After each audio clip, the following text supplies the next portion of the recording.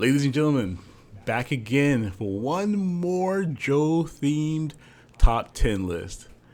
Today on Impact Cartoons, we go through the top 10 Joes. Up next.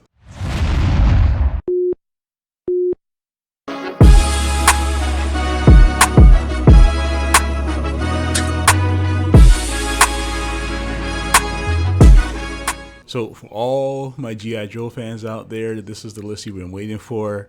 We went through the top 10 members of Cobra. Today, we're going to go through the top 10 G.I. Joe team members.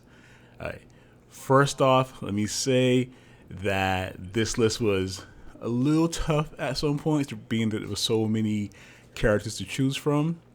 But I think we have a pretty solid list here. So, at the end, if you agree or disagree, just let us know in the comments. So let's get to it. So first, I'm going to cheat just a little bit and start off with an honorable mention. Really, two honorable mentions. We're going to take a look at Alpine and Bazooka. Now, Alpine and Bazooka were G.I. Joe's answer to a buddy cop type of combination. We had a Bazooka, who was a missile specialist. His primary weapon, as you can probably guess, was a bazooka. He was always walking around chewing bubblegum. So in my mind, that was always bazooka bubblegum he was chewing. Just, that's my thinking on it. I'm not sure that's actually canon, but I'll go with that. And then we had Alpine, whose name is actually Albert Pine. And he was the Joe's mountain trooper. So he specialized in actually mountain climbing. And if you ever saw these two in any episodes, you kind of get that they played well off of each other, with both being a little jokey, but Bazooka being not super intelligent, and Alpine struggling to deal with him at times. Number 10. And coming in at number 10, we start with a little bit of a cheat again, but a twofer. We're going to start with Spirit and Freedom. Now, Spirit was the Joe's number one tracker, or among the number one top trackers, I would say. He was very easily recognized as being a Native American. Also, with his pet eagle, bald eagle, Freedom. And honestly, Freedom came in as the MVP in a lot of these missions that Spirit would go on. Now, Spirit you would also see as probably the number two adversary here for one of our favorite villains in Storm Shadow. Number 9. Coming in next, we have Clayton Abernathy, better known as General Hawk. Now, General Hawk was the leader of G.I. Joe, taking over as the top guy in season 2 for Duke, who got a little bit of demotion there. Clayton was really the man behind the scenes for the Joes, kind of running things as the mastermind, and but wasn't afraid to get his hands dirty. So we're going to place General Hawk here at number 9. Number 8. Coming in at number 8, we have Quick Kick, aka Arthur Ito. Now, Quick Kick was the Joe's martial arts expert and a former stuntman. Quick Kick was trained in Taekwondo, Karate, Judo, Praying Mantis Kung Fu, Tai Chi, and Wing Chun. Quick Kick also had, and I'm struggling with Quick Kick for some reason, but Quick Kick also has the unfortunate honor of being the only character to have his leg broken twice by Storm Shadow in the same episode. Number 7. At number 7, we have Shipwreck. Shipwreck was known as being one of the Joe's top Navy SEALs, really the top sailor. Shipwreck was, whenever there was any Cobra action on the water, Shipwreck was definitely the guy you wanted to have watching your back. Now, Shipwreck was also known for being a little troublesome because of the way he approached a lot of the Joe ladies, let's say, in the series. But we're going to go with Shipwreck here at our number 7 spot. Number 6. We have Airborne Ranger Allison Burnett coming at number 6, aka Lady J. Now, Lady J was known for being really handy with those javelins. She, in my opinion, was really good with her fist in the series, and she was also probably an underrated master of disguise. Lady J was again one of our favorite Joes, period, and definitely earned a spot here at number 6. Number Now, breaking 5. into our top 5, we start with Marvin Hinton, former choir boy, former Boy Scout, better known as Roadblock. Now, Roadblock is known for being one of the stronger Joes physically. He's also their heavy artillery guy, so whenever there was a big gunfight, you definitely wanted to have Roadblock on your side. Now, Roadblock, probably most famously to me and many of you, is known for being the guy in the public service announcements telling you not to give your address out to strangers and also not to touch down power lines. So we give Roadblock the number 5 spot. And knowing is half the battle. G.I. Joe! Number 4. Up next at number 4, we have Flint. Flint is definitely one of the more polished Joes.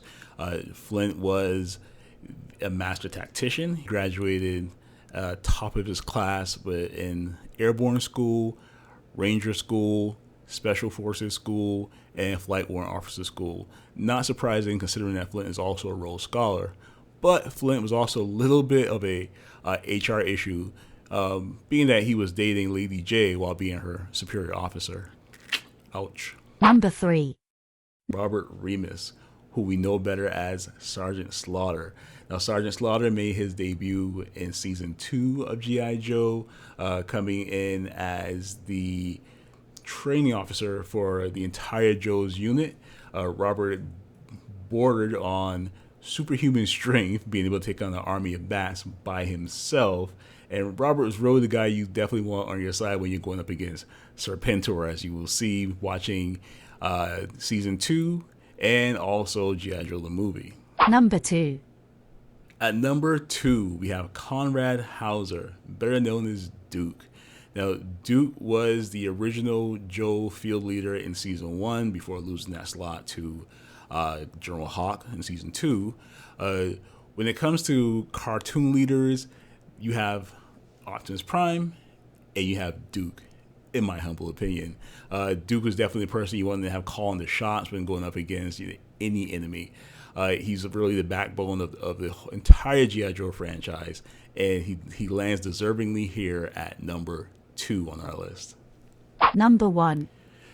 And at number 1, now when it comes to the 80s, nothing was cooler than a ninja.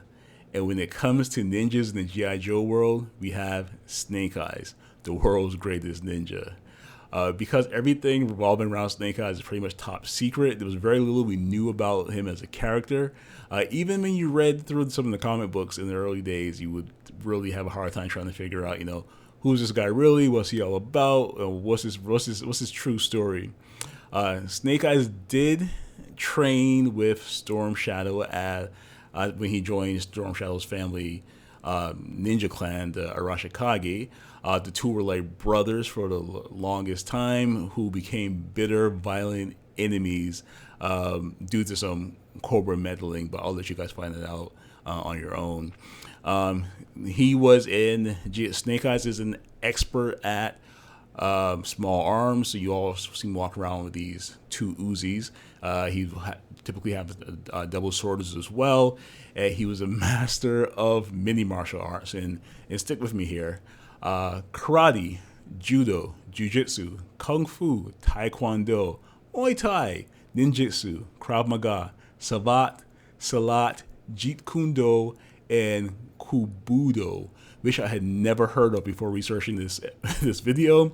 But apparently kubudo involves horse riding and swords and weapons and stuff. So learn something new.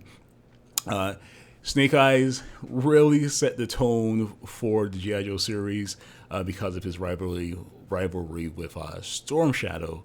And if you haven't seen a Storm Shadow Snake Eyes showdown, do yourself a favor, go on YouTube and watch it. And even some of the later versions of the show, being G.I. Joe, I think it's Retaliation.